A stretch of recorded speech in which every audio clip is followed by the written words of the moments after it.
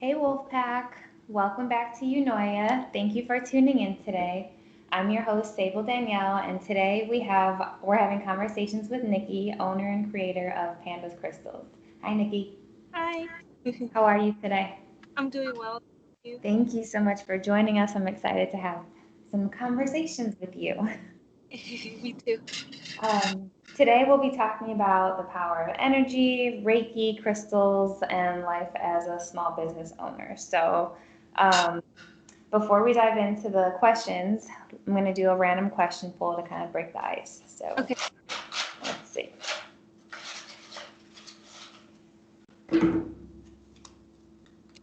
Okay. This says, what was your biggest spiritual moment if you're willing to share?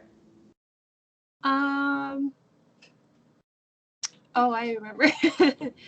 So I work a lot with shamans and medicine women, and there was one of my experiences in Mexico. I actually tried ayahuasca for the first time, and it like completely changed me, but for like for the Yeah. good, and it completely woke me up. It helped me, it helped mold me basically. It helped me find my true self and everything, and helped me let go of old patterns and help me realize a lot of things about myself. Nice. Um, Definitely like awakening. that's that's interesting. Before I answer, can you explain to people who may not know what a shaman is and what ayahuasca, if I said that correctly, is? Yeah. Okay. So the shaman is basically the one who, it's like I'd say like a equivalent to like a priest that holds the ceremonies, you know. So what ayahuasca is from Peru and the Amazon. It's a root from a tree called ayahuasca, and what it is, it's made into a tea, and it helps you pretty much heal your mind, body, and soul. You can find your life purposes. You can find so many answers by just asking, with intention, and yeah, that's pretty much what it is. It's a process. It's an overnight process. It's about 8 hours, a lot of work within yourself and with the universe and nature, everything. You realize that you're connected to everything and that you are everything too. Oh, okay. Well, that's good to know. I've just recently found out about it, so just in case we have some super newbies and people who don't know, I just like to explain those things. Um, so my biggest spiritual moment was with tarot, actually. I explained it in the first season. Um, I never had done tarot before, and I was still kind of like skeptical, wasn't really sure. And my first tarot reading was done by somebody who really, I knew who she was, but I didn't really know anything about her. She didn't know anything about my life. And a lot of the things that she said, and she said specific names that she would have never known, it was just like Oh really wow. mind blowing for me. And she sent a message from one of a passed on loved one that she definitely wouldn't have known his name. And so that was like, it reiterated that everything was real. It confirmed everything was real for me. And it just opened me up to like endless possibilities rather than just being closed off and thinking, we're on this plane of earth just in one streamline. Yeah, yeah, definitely. Oh, I got chills. That's awesome. Thank you. Okay, so let's tell the Eunoia Collective about yourself. Who are you? What do you represent? So my name is Nikki. I go by Panda. Panda because it's just been my nickname since I was younger, since I was in high school, and just getting to know what spiritually a panda is. They're loving and they're very protective over their loved ones, their family, and their friends. So I feel like it suits me very well too, because that's how I've always been, like with everyone that I've come across. Like I'm very protective. Like that's my person. I need to take care of them, and I'm very loving. I feel like I'm very loving, even though sometimes I'm very stubborn. I come off as mean, but I do it with love. I'm just like, why are you doing this? But I love you, and so I feel like that's how I am. Just very loving, protective. Nice. Why is energy so important to you?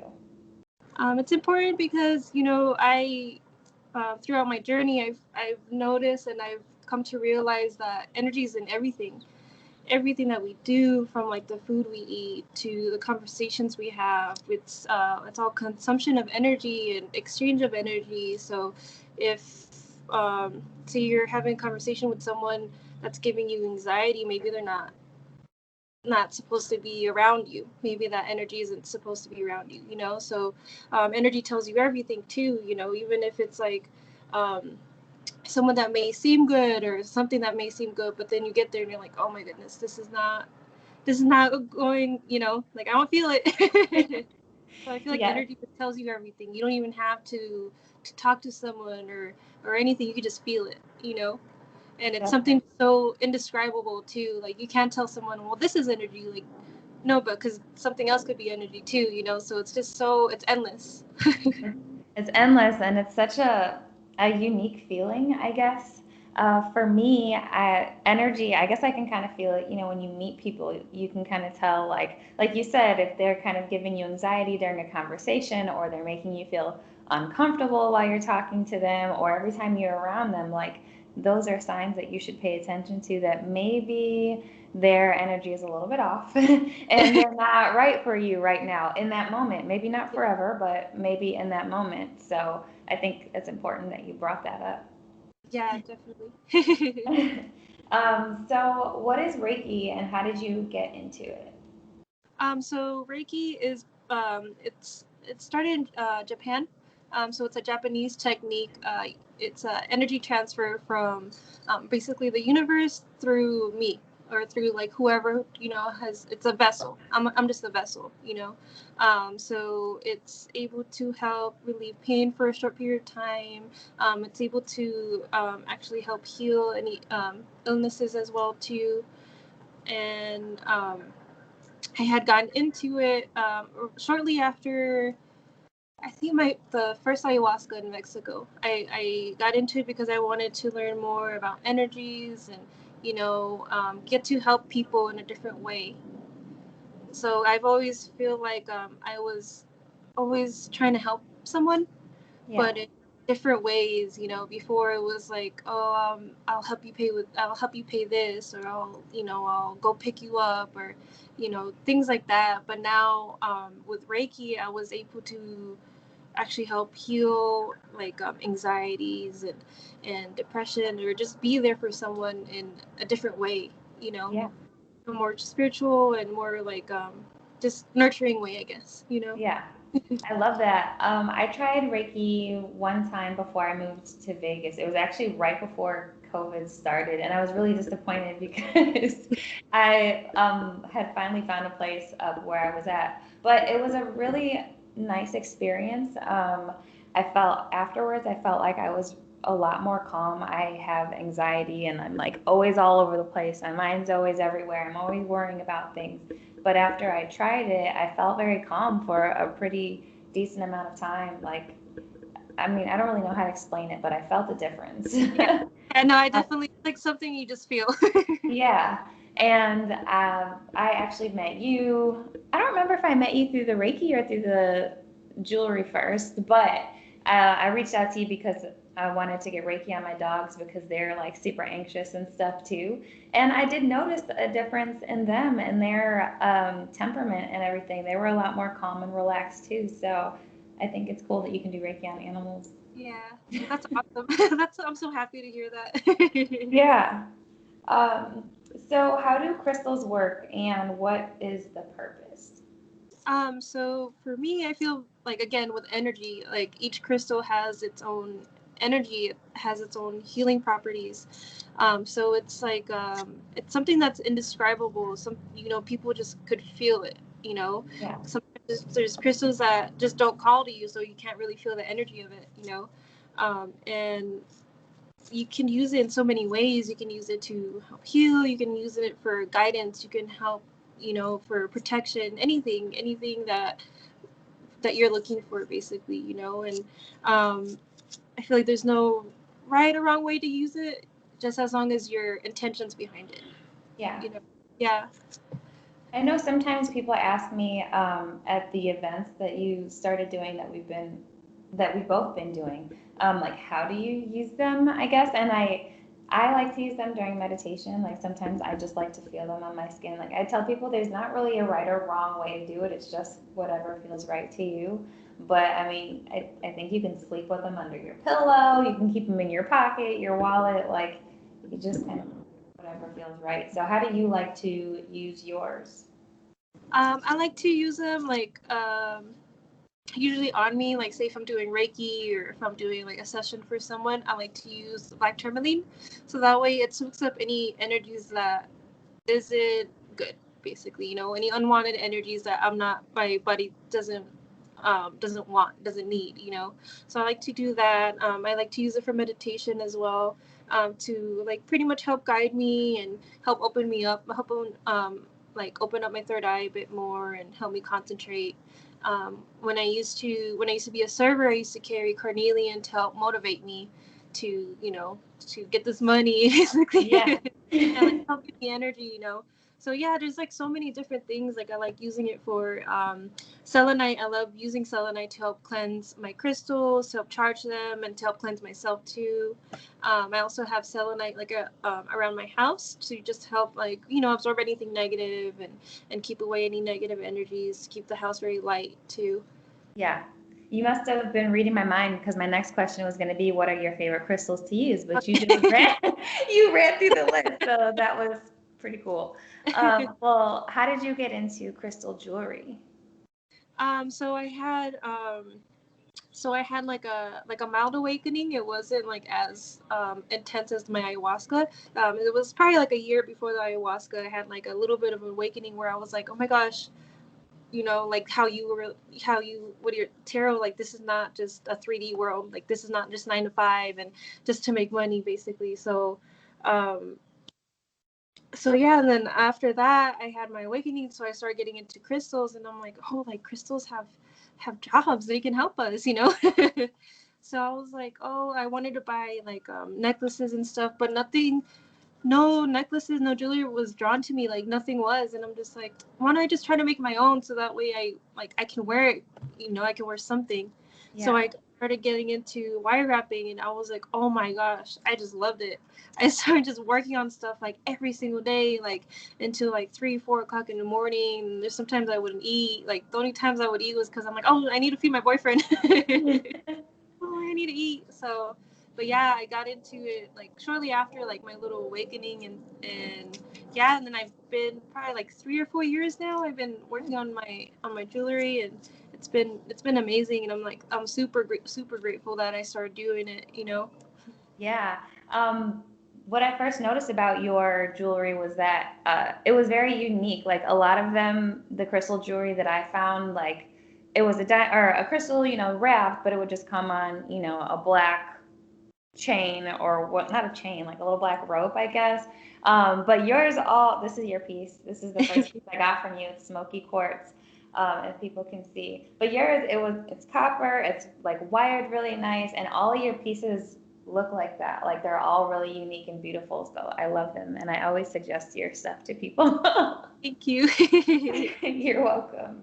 So how has small business pushed you out of your comfort zone? Oh my goodness, it's helped me find. Well, no, I don't know if I found balance yet, to be honest, because there's some days where I'm just like, I don't know what to do with myself, you know. But I definitely, it's made me really start working on things. Like, okay, I'm gonna start working on things, like at least 2 things a day, because there's sometimes where I'm just like, oh, I'll take like a chill day, and it turns into a chill week, and I'm like, okay, you need to get it together, you know. So it helped me be more, like, I guess, committed to what I'm doing, um, and what else? Oh, boundaries. It help me with boundaries, because I'm always I used to be the type of person that says yes to everything, yes to everyone, just to be a people pleaser, I guess. Just I always wanted everyone to be happy. Yeah. But then it became too much. I kept saying yes to things, to like custom orders, and there was a point where I was like, I don't even want to work on these things, like it's not what I want to work on right now, you know. And I just kept, I would have to meditate every single time. I would have to work on something, because I had to like get my energy together and focus and like really put my love into it. Yeah. And it became such like it became a job. I'm like, I don't want to work on this stuff anymore, you know? So I'm just like, you know what?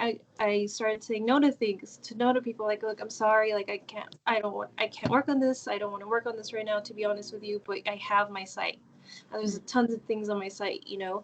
So just definitely boundaries. I learned a lot through my small business because also too, since being a server, it was always customer service. Customers are always right, and you always have to make them happy. Like, no, this is my business. This is not customer service. This is my business, and I choose my customers. Yeah. You know, and if they don't like my stuff, or they think it's too expensive, it's okay. They can go somewhere else. You know, like I don't need to please you. It's okay because it's my business. Right. I'm the one that's happy, so that's okay. Yeah. You know. I love that. And I think it's important that you said it taught you boundaries because you used to just accept everything and, you weren't really enjoying it anymore.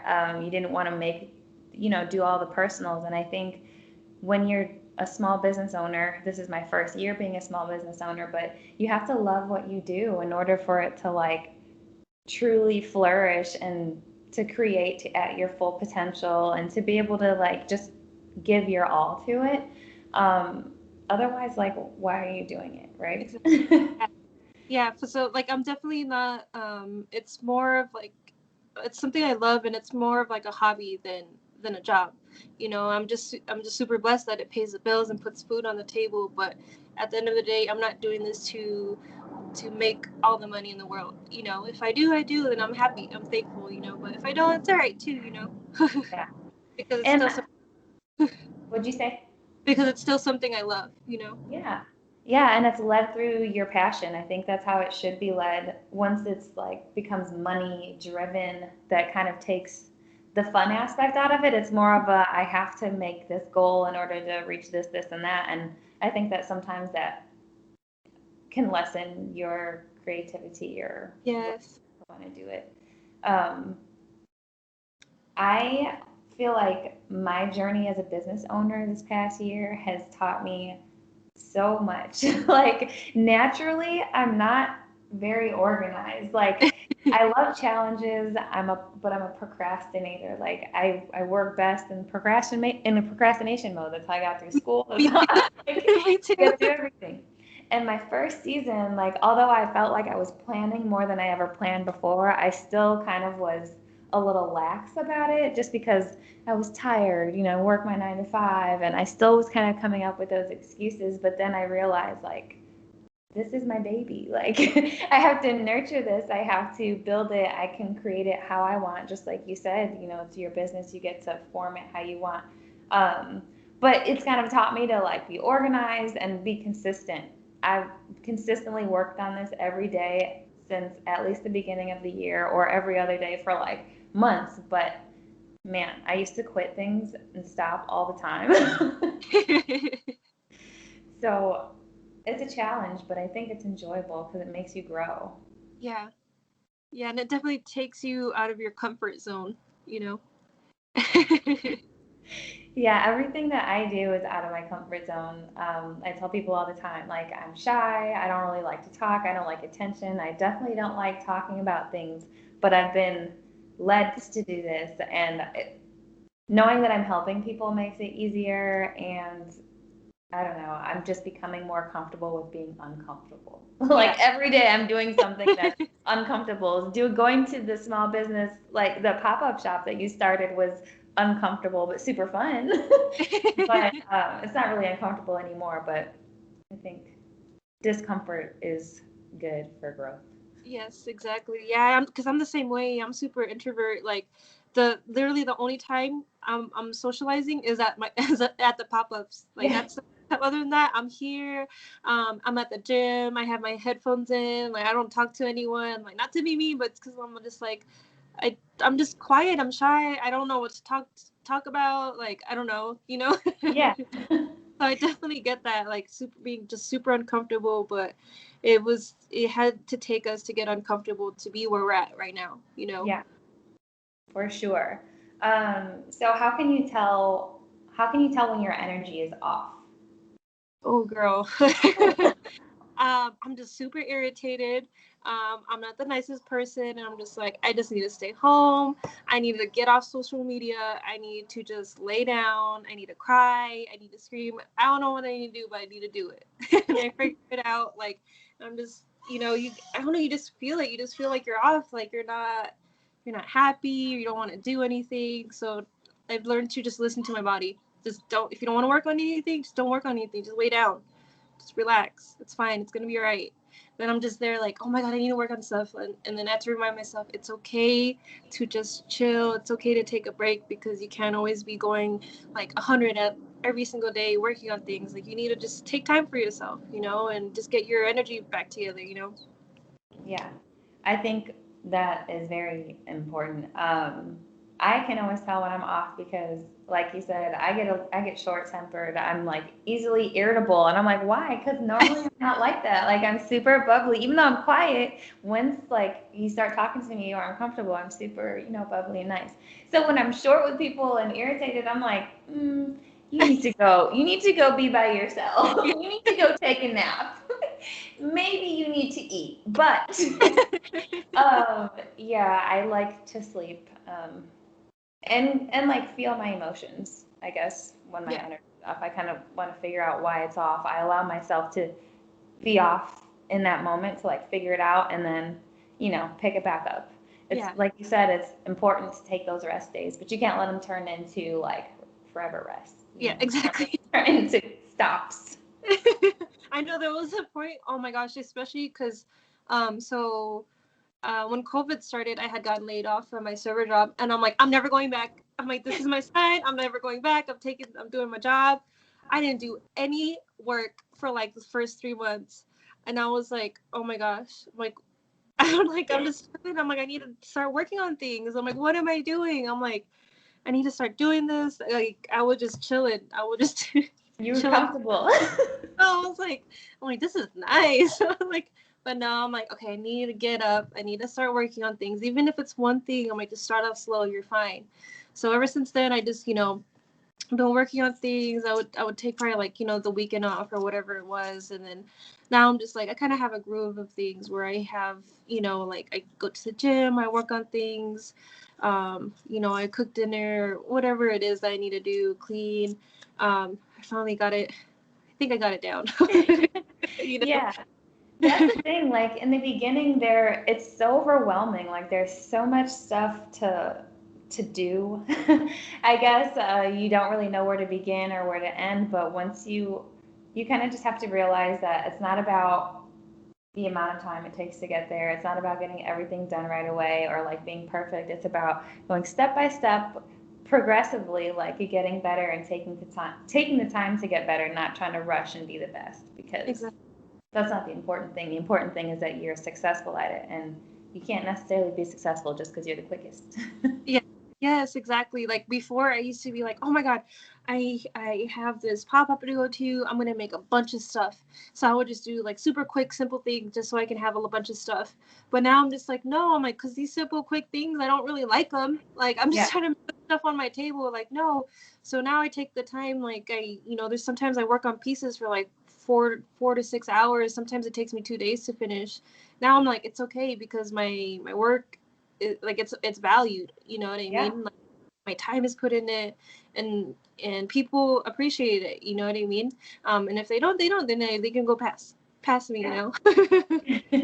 Definitely. And I think like it's odd because I think when you just start off, like I said, you think, get there the quickest, put out the most stuff, but that really is how you burn out. So you're doing all that, not really being satisfied with the quality and content that you're creating, and then you're burning out, and then you really aren't doing anything, and you feel unmotivated, and it's just like a downward spiral, I guess.